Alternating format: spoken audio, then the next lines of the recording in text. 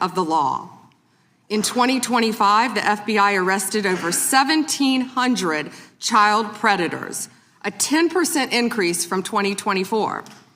We also located 2,700 victims of child exploitation and shut down 3.8 million dark web pedophile accounts. 3.8 million. So please, if you have information to share that needs to be investigated, contact the FBI. Today, I look forward to discussing further our shared obligation to protect the American people, uphold the rule of law, and keep this nation safe. Thank you. Thank you, Madam Attorney General. The chair we now proceed under the 5-minute rule. The chair recognizes the gentleman from California for 5 minutes. Thank you, Mr. Chairman. Madam General, thank you for your extensive remarks, particularly on your continued investigation of those responsible over the years in the Epstein debacle. Obviously, you have an amazingly full docket between civil rights, between criminal, between so-called white-collar crime, and doing so, as the chairman said, at a time in which both you and the president are under attack and our ICE agents and FBI and others are under attack when they try to enforce the law. I personally want to apologize for those who would embolden, support, or even stand with those lawbreakers that sit on this and other daises here in Congress. My job generally is to talk about patents and trademarks as the chairman of that subcommittee. I'll forego that today because one of my other jobs is the creation and maintenance of Article 3 judges, and I work with the Chief Justice on that, and we're trying to expand the court. But currently, there are only 677 district court judges. They have very full dockets as well. But you create a tremendous amount of judges, particularly immigration judges.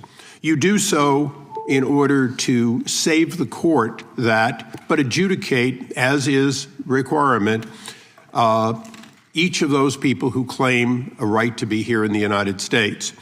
And that has been going on under Republican and Democratic administrations for years.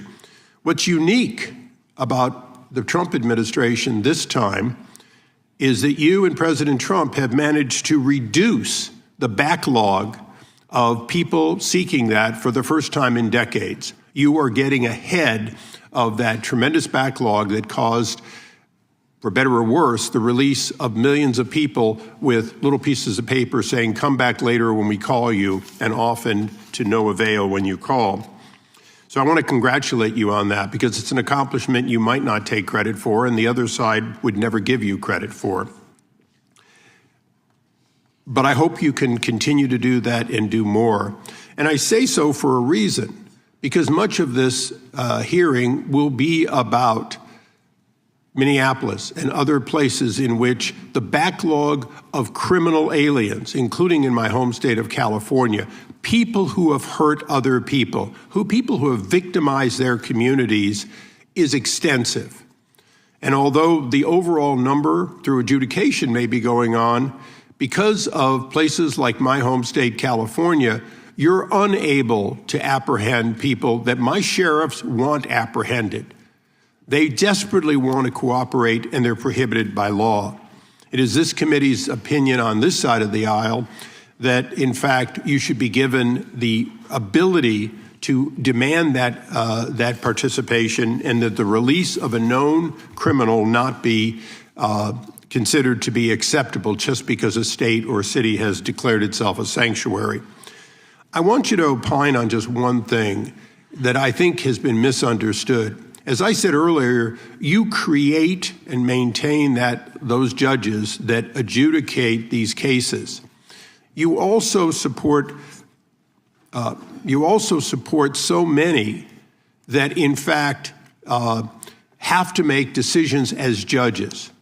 Knowing that this limitation of so few Article 3 judges are there, please educate those who seem to miss the point that Article I judges, including bankruptcy judges, including immigration judges, including lots of people with the title appropriately judge, do in fact issue documents that look like, act like, and are normally accepted as warrants, as subpoenas, as demands for state officials to stand aside and allow the production of either an individual or documents. Because I think people are missing the point that these ICE retainers and detainers and so on, they act like they're nothing when in fact in the ordinary course, Madam General, you do in fact have Article I judges constantly putting those out, and they are respected normally.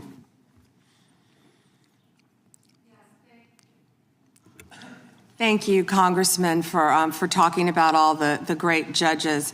And if I could add one thing to that, we are always recruiting and looking for judges. So please reach out to our office for these judges who are handling all these very important matters. We've even added some JAG officers as immigration judges. Thank you.